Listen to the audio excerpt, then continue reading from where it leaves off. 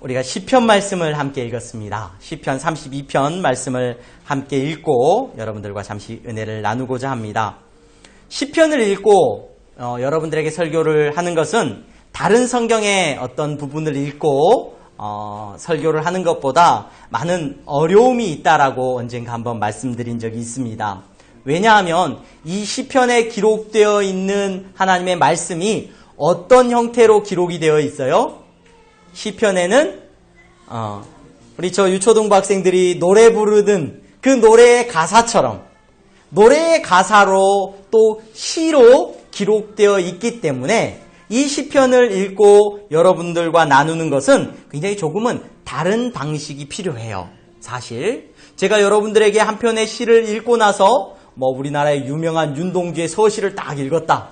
죽는 날까지 하늘을 우러러 한 점 붓고 이 시를 막 읽고 설명하고 이 시에 대해서 아무리 말을 해줘도 그 시를 읽고 느끼면서 또 읽어보고 하는 그런 느낌이 필요하듯이 오늘 시편에도 우리가 그냥 단순히 성경에 나와 있는 이 말씀의 내용들을 이론적으로 아는 것이 아니라 여러분 무엇보다도 함께 느끼는 것이 굉장히 필요해요.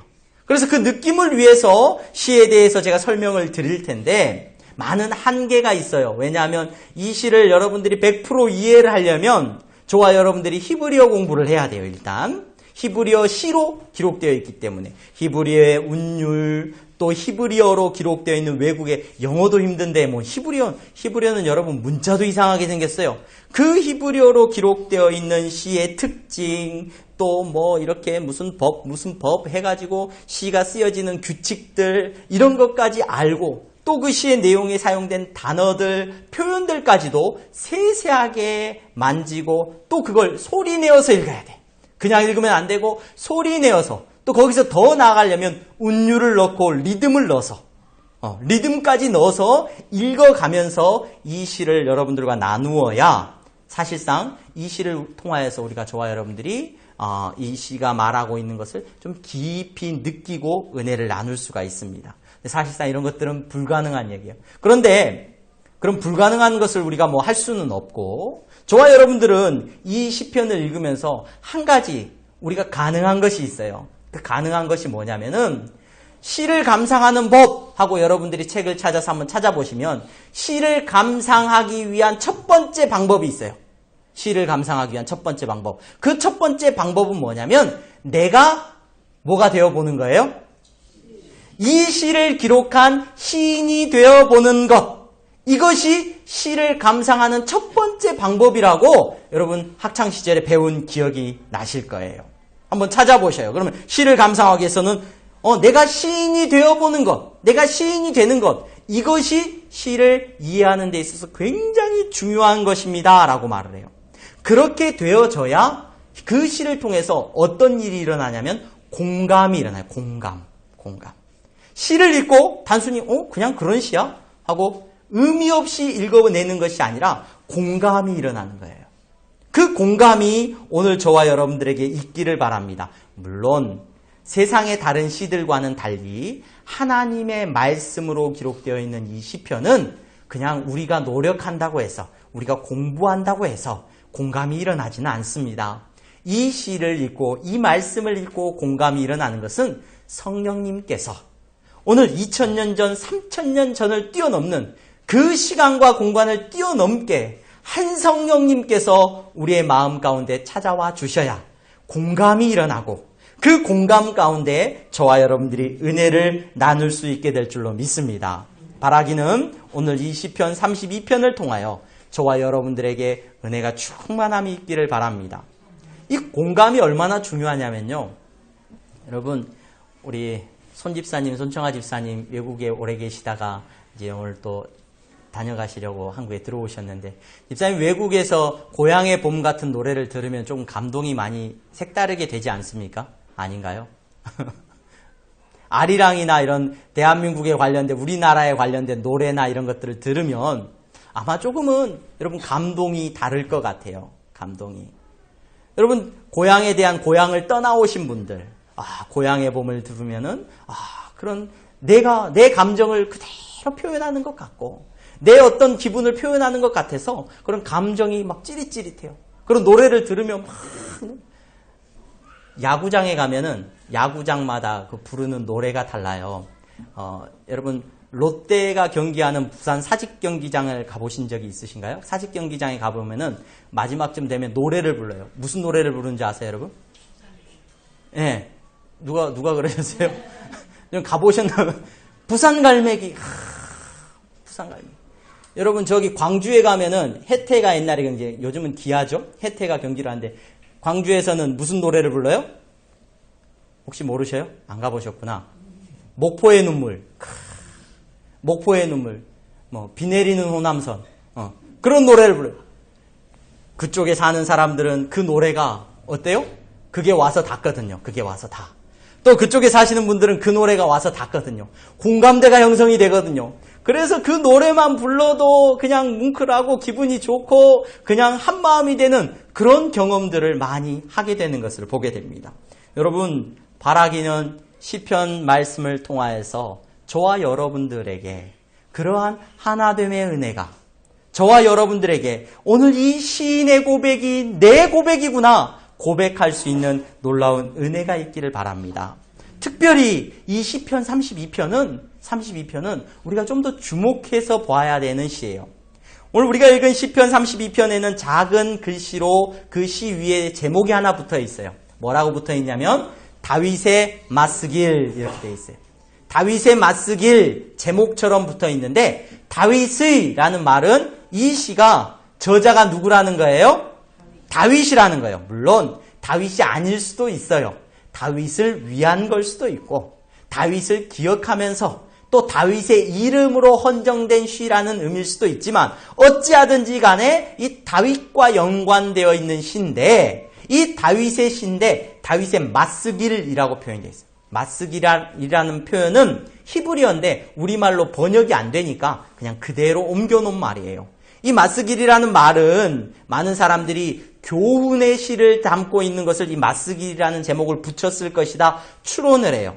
그런데 실제로는 이 시들 맞쓰길이라고 제목이 붙어있는 시가 시편에는 13편이 있는데 13편의 시들을 찬찬히 살펴보면 실제로 교훈적인 내용이 담겨있는 것은 이 32편과 아마 42편일 거예요. 32편과 42편 외에 나머지 11편은 사실상 교훈과 상관이 없는 시들이에요.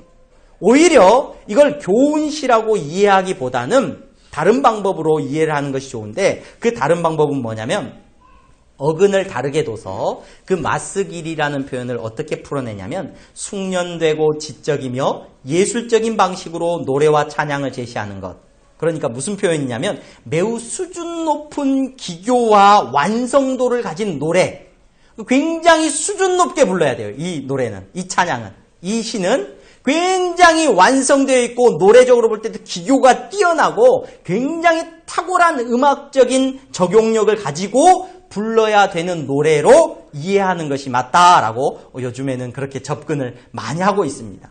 그러니까 이 32편은 여러분 굉장히 아름다운 시예요. 굉장히 시적으로도 뛰어나고 굉장히 탁월한 시라는 것을 우리들이 알게 됩니다. 이 아름다운 시를 누가 기록했다고요? 다윗이라고 하는 인물이 기록했고 적어도 다윗이 아니더라도 우리가 하나 이해할 수 있는 것은 누구냐? 하나님 나라의 백성이 기록한 시죠. 하나님 나라의 백성이. 그 시를 통하여서 저와 여러분들이 무엇해야 되느냐? 뭐 시를 분석하고 연을 나누고 뭐 식구를 찾아내고 운율을 찾아내고 이것이 아니라 공감할 수 있는 공감이 형성되기를 간절히 소망합니다. 공감이 되려면 이 시인의 감정과 상태가 어떤 상태인지를 우리가 알아야 돼요. 그렇죠? 어떤 마음으로 지금 이 시를 적고 있는지 이 시를 우리가 조금은 살펴볼 필요가 있습니다. 이 시가 어떤 느낌으로 어떤 마음의 상태를 표현한 시인가?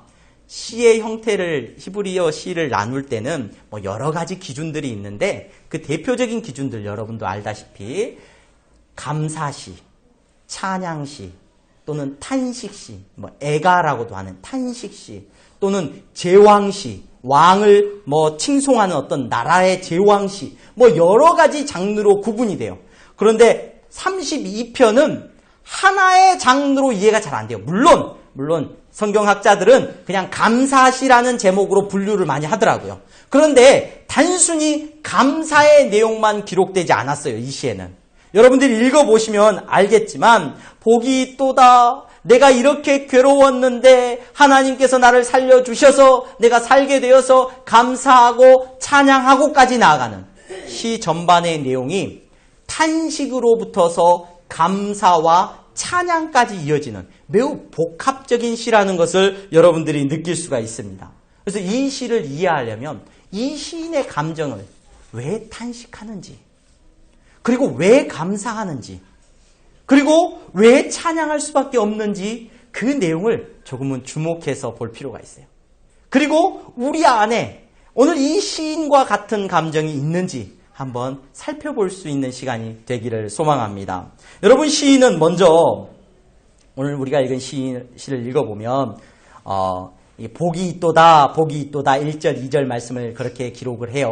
그리고 나서 이렇게 쭉 내용이 기록되는데 시간적인 흐름으로, 그냥 문학적인 장치가 아니라 시간적인 흐름으로 시편 32편을 재배치한다고 한다면 이 시는 시간적으로는 3절부터의 내용이 먼저 나와요. 3절부터의 내용은 어떤 내용이냐면 여러분 보시기 바랍니다. 내가 입을 열지 아니할 때 종일 신음함으로 내 뼈가 쇠하였도다. 과거형입니다. 주의 손이 주야로 나를 누르시오니 내 진액이 빠져서 여름 가뭄에 마름같이 되었나이다. 이렇게 말을 해요. 그러면서 내가 이르기를 내 허물을 여호와께 자복하리라 하고, 그리고 자복했다는 거예요. 시간적으로 그러니까 나에게 어떤 일이 있었냐면 내가 하나님 앞에 죄를 고백하지 않았는데 그 죄 때문에 내가 탄식하고 절망하고 너무 힘들었다는 거예요. 그 힘든 상황에 대해서 먼저 이야기하는 것을 우리가 보게 됩니다.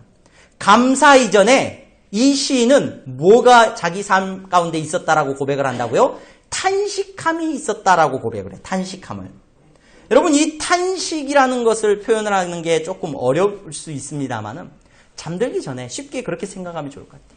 깊은 한숨이 나오고 내 삶에 있어서 절망감이 찾아오고 잠들지 못하고 이리 뒤척이고 저리 뒤척이면서 무릎 꿇고 아무도 뭐라 하지 않았음에도 불구하고 누가 말하지 않았음에도 불구하고 그냥 머리를 쳐박고 어찌할 수 없어서 그렇게 절망하고 있는 그러한 심령의 상태를 탄식이라고 할 수 있을 거예요. 내 모습을 보면서 어찌할 수 없는 상태에 있는 그러한 마음의 상태, 이걸 탄식이라고 말할 수 있을 겁니다. 여러분, 이 탄식은요 너무 중요한 거예요. 너무 중요한 거예요. 왜냐하면 이 탄식을 경험하지 않으면 절대로 감사가 안 나와요. 감사는 오늘 성경을 통하여서 우리의 삶 속에서 하나님께서 감사하는 백성이 되게 하시는데 이 감사는 어느 순간에 고백되어지는 거냐면 이 탄식을 지난 이후에 고백되어지는 것이 바로 성도의 감사예요. 성경에서 말하고 있는 감사예요. 이 탄식이라는 것은 너무나도 중요한 겁니다. 시인은 왜 탄식하고 있어요? 왜 탄식하고 있습니까? 오늘 우리가 읽은 이 시를 읽어보니까 무엇 때문에 탄식했냐면 무엇 때문에? 자기의 죄와 허물 때문에 탄식하고 있어요. 죄와 허물 때문에.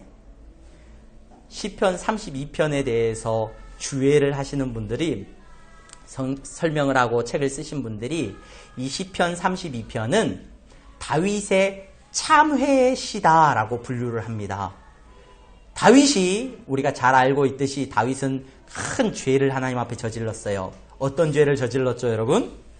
다윗이 부하의 아내 우리아의 아내를 빼앗고 그 부하를 전장에 내보내서 죽이는 그런 말도 안 되는 나쁜 짓을 하나님 앞에서 했습니다. 그 나쁜 짓을 하고 나서 이후에 그가 하나님 앞에서 심판받고 하나님의 책망을 듣고 난 이후에 그가 지은 참회의 시다라고, 그가 용서받고 나서 지은 참회의 시다라고 말하는 분들이 계시더라고요. 우리가 어찌하든지 간에 다윗에 대해서 생각해 볼 때 이 참회의 시가 아마도 맞을 수 있겠다라는 생각을 하게 돼요. 다윗이 하나님 앞에 참회의 시를 기록했다. 다윗이 탄식했는데 왜 탄식한 거예요? 자기 죄 때문에, 자기의 허물 때문에 하나님 앞에 탄식했다는 거예요. 충분히 공감하고 맞습니다. 그런데 한 가지 우리가 주목해야 되는 것은 뭐냐면, 다윗이 범죄하고 언제 탄식했습니까? 언제? 그 시간적인 차이를 여러분들이 미묘하게 살펴보셔야 돼요. 다윗이 자기의 눈의 욕심을 따라서 한 여인을 강제로 빼앗았어요. 그리고 그 여인으로 하여금 아이를 가지게 했어요. 그리고 그게 들킬까봐 자기 부하여 충신이었던 우리아를 전쟁의 맨 앞에 내보내가지고 죽였어요. 그 이야기를 보고받았어요. 모든 거 다 누가 뒤에서 계획한 거예요? 다윗 자기가 다 아무도 모르게 은밀하게 자기의 죄를 덮으려고 그렇게 계획했어요. 그리고 나서 다 들통이 난 게 아니라 일이 다 진행이 됐죠. 그래서 우리아가 죽었다는 이야기를 듣고, 우리아가 나 때문에 죽었구나. 하나님, 내가 죄 지었습니다. 하나님, 저를 좀 용서해 주십시오. 내가 잘못했습니다. 하고 탄식을 했으면 참 좋겠는데, 다윗이 어떤 반응을 보이죠? 우리아가 죽었어요. 이런 이야기를 들으니까, 전쟁하다 보면 사람이 죽을 수도 있지 뭐. 걱정하지 말고 계속 싸워서 성을 점령해라. 부하들에게 그렇게 독려를 해요. 그리고 나서 그 밤도 지나고 그날도 지나고 아무 문제 없다는 듯이 다윗은 잘 살고 있습니다. 아무 문제 없이 잘 살아요. 아무 일 없이. 우리아의 아내 밧세바를 궁궐로 들여서 이제부터 내 아내 해. 그렇게 살아요. 언제 탄식이 일어나느냐? 그 모든 일들이 덮어지고 가려지고 아무 일 없다는 듯이 지나가고 있었는데, 하나님께서 나단이라고 하는 선지자를 다윗에게 보내셔요. 다윗한테 이야기하게 하십니다. 무슨 이야기를 합니까? 다윗아, 다윗 왕이여, 제가 아는 한 동네에 이런 일이 있었어요. 많이 가진 부유한 사람이 있고 자기 집 전 재산이 어린 양 한 마리인 사람이 있었는데, 그 양을 온 가족이 얼마나 사랑하고 예뻐했는지 몰라요. 그런데 그 부잣집에 손님이 오니까 그 부잣집 주인이 그 어린 양 한 마리를 빼앗아다가 자기 손님 접대를 했어요. 그 이야기를 다윗에게 들려줘요. 다윗이 뭐라고 말을 합니까? 그런 사람은 살려야 돼요? 죽여야 돼요? 죽여야 돼요? 죽여야 돼요. 용서가 안 돼요. 어떻게 내 나라에서, 하나님의 나라에서 그런 일을 행하는 사람이 있어요. 그놈은 반드시 죽여야 됩니다. 누굽니까? 말해달라고 그래요. 나단이 뭐라고 말을 합니까? 나단 선지자가 당신입니다. 그렇게 말을 하면서 저주합니다. 당신이 은밀하게 지은 그 죄를 누가 다 알고 계셔요? 하나님이 다 알고 내가 하나님에게 듣고 당신에게 말합니다. 이제 당신의 집에 저주가 임할 겁니다. 온 가족이 저주를 받을 것이고, 당신의 자녀, 그렇게 해서 태어난 자식은 죽을 것이고, 당신의 집에서 칼이 떠나지를 않을 것이고, 당신은 은밀하게 그 일을 행했지만 하나님께서는 백주 대낮에 당신의 아내들이 당신 자식에게 어떻게 되는지 한번 두고 보십시오. 심판의 말씀이 다윗에게 선포돼요. 하나님의 말씀 앞에서 다윗은 숨을 수가 있어요, 없어요? 숨을 수가 없어요. 다 드러났어요. 그때에 다윗이 뭐 하느냐? 뭐예요? 침상에서 울고 불고 탄식을 합니다. 탄식을. 제가 교도소에는 아직 교도소 사역은 못 해봤는데, 소년원 사역은 제가 경험을 해봤는데, 쓰신 책들, 교도소 사역을 하시는 분들에게 책을 선물 받아서 읽어보고, 사형수들에 대한 책도 읽어보는데, 감옥에 들어오는 대부분의 사람, 죄가 드러나가지고 저는 감옥행, 물론 억울하게 감옥에 가신 분들도 계시고, 최근에 보니까 억울한 분들도 계시더라고요. 근데 대부분의 감옥에 가 있는 분들은 물론 어떤 죄가, 사회적인 범죄함이 드러나서 감옥에 가 있단 말이에요. 근데 감옥에 들어가 있는 분들이 정말로 오늘 시에서 나오는 것처럼 탄식하는 마음으로 감옥에 있는 사람들이 많을까? 아니면 억울하게 생각하는 분들이 많을까? 제가 읽었던 그 책에 의하면 대부분 다 억울하대요. 억울해. 나 때문에 사람이 죽었어도 억울하고요. 억울해요. 나 때문에 그런 심한 일이 일어났어도 내가 죄 지었어도 억울해요. 당연히 억울하죠. 왜 억울한 줄 아십니까? 다른 사람들은 똑같이 죄 짓고도 안 들켜서 잘 살고 있는데 자기만 들켜서 감옥에 왔으니까 억울 안 하겠습니까? 다 억울해요. 다 억울하다는 거예요. 여러분, 사람은 하나님 앞에서 탄식 안 하려고 해요.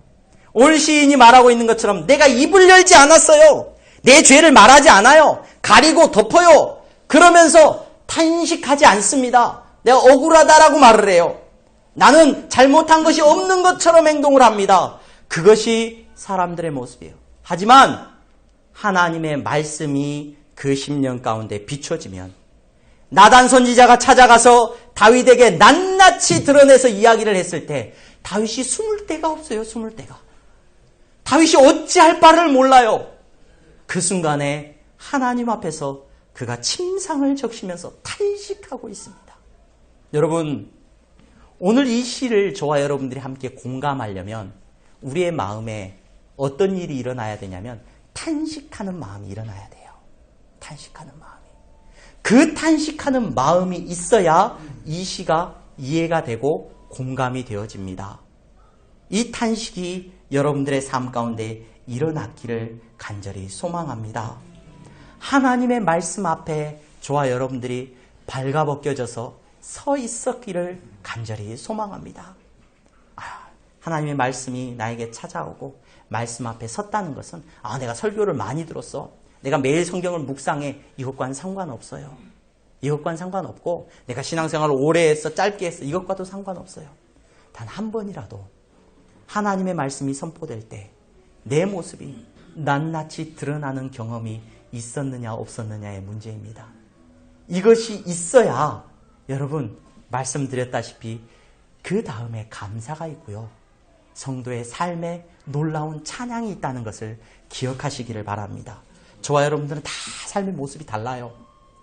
일주일 동안 어떻게 사시는지 전부 다 다를 거예요. 비슷하게 산 사람도 없을 거예요. 물론 비슷하게 사신 분들은 계실지 모르지만 저마다 형편도 다르고 전부 달라요. 그런데 우리는 하나의 공통점을 가지고 이 자리에 모였습니다. 어떤 공통점이 있느냐? 바로 탄식한 경험이 있는 사람들이라는 거예요. 내가 하나님 앞에서 죄인 된 것, 내 허물과 모든 연약함이 말씀 앞에서 드러나 본 경험이 있는 사람이라는 공통점이 있다는 것을 기억하시기 바랍니다. 목사는 다른 사람이고, 장로님은 다른 사람이고, 성도는 다른 사람이고, 내가 교회 오래 다닌 사람이니까 다른 사람이고, 나는 모태신앙이니까 다른 사람이고, 아니에요! 저와 여러분들의 공통점은 뭐냐면, 탄식을 했다는 거예요, 탄식을. 말씀 앞에서 정말로 어찌할 수 없어서 절망했다는 거예요. 내 죄 앞에서 여러분, 하나님의 말씀이 나에게 비춰졌을 때, 어찌할 수 없는 탄식을 경험한 사람들이라는 것을 저와 여러분들이 기억할 수 있기를 바랍니다. 이것이 이 시를 기록하고 있는 다윗과 우리의 공통점이에요. 이 시를 기록하고 있는 하나님의 백성과 저와 여러분들의 공통점이 되어야 될 줄로 믿습니다. 여러분, 말씀이 비춰지면, 하나님의 말씀이 비춰지면 성도들은 이사야 선지자는 오라 나는 부정한 자로다. 내 입술이 부정한데, 하나님 내 입술이 부정한데, 베드로는 주여 나를 떠나소서 내가 죄인입니다. 하나님 나를 제발 좀 떠나주십시오. 내가 죽게 생겼습니다. 하나님의 영광 앞에, 하나님의 의로우심 앞에 내가 어찌할 수가 없습니다. 고백하는 사람들이 저와 여러분들인 줄로 믿습니다. 이 탄식과 울음을 내뱉은 시인의 절규는 이제 바뀝니다. 뭘로 바뀌냐면 이 시는 그 다음에 자연스럽게 감사로 바뀌어요. 감사로. 왜 감사로 바뀌느냐? 사실 이 시편 32편은 우리가 시편 1편에 보면, 제가 시편 1편을 여러분들에게 설교할 때 이 시편은 복 있는 사람은 이라고 선포되는 그러한 시의 형식을 가지고 있습니다 라고 말했는데, 이 시편 32편도 1절 2절 말씀이 그렇게 선포되고 있어요. 복 있는 사람은 이렇게 기록되고 있어요. 그런데 이 복 있는 사람이 어떤 사람이었냐면, 복 있는 사람은 그 말씀, 복 있다라는 표현에서 제가 말씀드렸다시피 복 있는 사람은 어떤 사람이에요? 똑바로 가는 사람이라고 말했어요. 하나님의 율법을 따라서 똑바로 가는 사람이 복 있는 사람이라고 말씀드렸어요. 그런데 그 길을 똑바로 가는 것이 복이 있는데 오늘 시편 32편에는 자기의 추함과 자기의 죄악과 내가 도저히 하나님을 따라갈 수 없는 죄인이라는 것을 깨닫고 나서 복 있는 사람에 대한 생각이 바뀌어요. 어떻게 바뀌었느냐? 복 있는 사람은 어떤 사람이냐? 허물의 사함을 받고 자신의 죄가 가려진 자는 복 있는 사람이구나. 내가 의롭고 내가 잘나서 하나님 말씀에 순종할 수 있는 줄 알았더니 아니었구나. 이 죄를 덮어주신 은혜를 누리는 사람이 복 있는 사람이구나.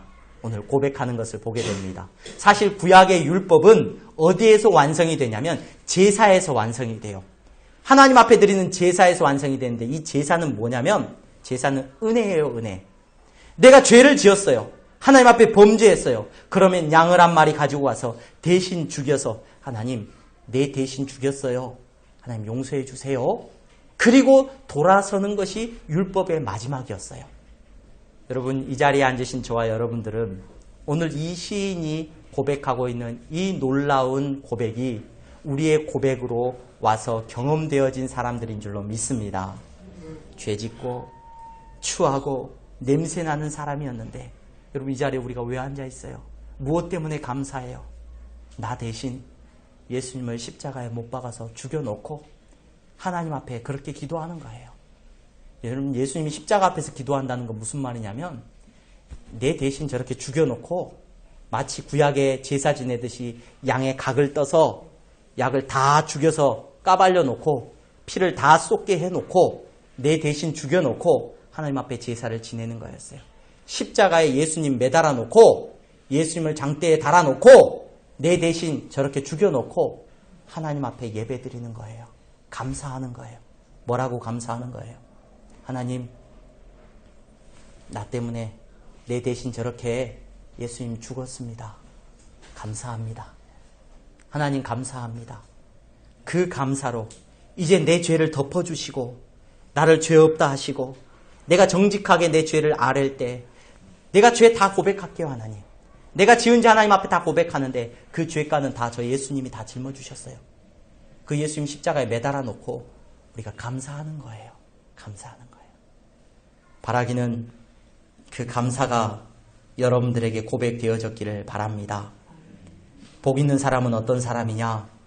여러분 그 감사를 뱉을 수 있는 사람입니다. 복 있는 사람은 탄식을 경험하고 그 탄식의 끝에 예수님을 만난 사람이 복 있는 사람인 줄로 믿습니다. 이것이 교회예요. 이것이. 여러분 이것이 교회라는 걸 기억하시기를 바랍니다. 탄식하다가 그 수치스러움 앞에서 저주 앞에서 예수님 만나고 고백하는 것이 저와 여러분들의 고백이 되어야 될 줄로 믿습니다. 우리는 38년 된 병자처럼 절망적이었고 살 수 없는 상황 가운데서 죽어가던 사람들이었는데 예수님 만나고 그 예수님 때문에 감사하는 사람이 됐어요. 그래서 이 32편의 시인은 이제 고백합니다. 찬양을 말합니다. 찬양을. 하나님 감사합니다. 모든 나라와 열방들 함께 찬양하자라고 오늘 찬양을 선포하고 있는 것을 우리가 32편을 통해서 보게 됩니다. 여러분 32편의 이 찬양은요 울림이 있어요. 그래서 이 32편을 읽으면서 시를 읽으면서 공감하고 함께 찬양하는 사람들이 여러분 기록한 것이 찬송가예요. 찬송가를 보면 다른 찬양이 아니에요. 여러분 우리 너무 잘 알고 있는 너무 유명한 찬양이죠. 교회 안 다니는 사람들도 저는 TV에서 가끔 보면은 그 찬양을 부르고 있는데 교회도 안 다니는 것 같은 사람들이 막 찬양 성악하는 분들이 막 찬양을 해요. Amazing Grace라고 하는 흑인 연가 같은 그런 찬양인데 너무 유명하다 보니까 Amazing Grace를 막 찬양해요. 나 같은 죄인 살리신. 여러분 그 찬양이 왜 그렇게 떨림이 있고 울림이 있는 거예요? 이 32편의 떨림을 가지고 공유하는 사람이 부르는 찬양인 거예요. 나 같은 죄인 살리신, 나 같은 죄인. 영 죽을 죄인을 살리신. 여러분 그 찬양뿐만이 아니에요. 모든 복음성가들과 찬송가들을 살펴보시기 바랍니다. 이 떨림에 공감하는 사람들이 고백하는 것이 바로 그 찬양이에요. 하나님 앞에 찬양. 그래서 하나님 앞에 찬양이 진실되다 진실되지 않다. 다른 게 아니라 얼마나 기교 있게 부르느냐가 아니라 그 찬양의 가사에 떨림에 공감하고 있느냐 그렇지 않느냐의 문제라는 것을 기억할 수 있기를 바랍니다. 바라기는 우리 향동교회 귀한 성도님들은 탄식했기를 소망합니다.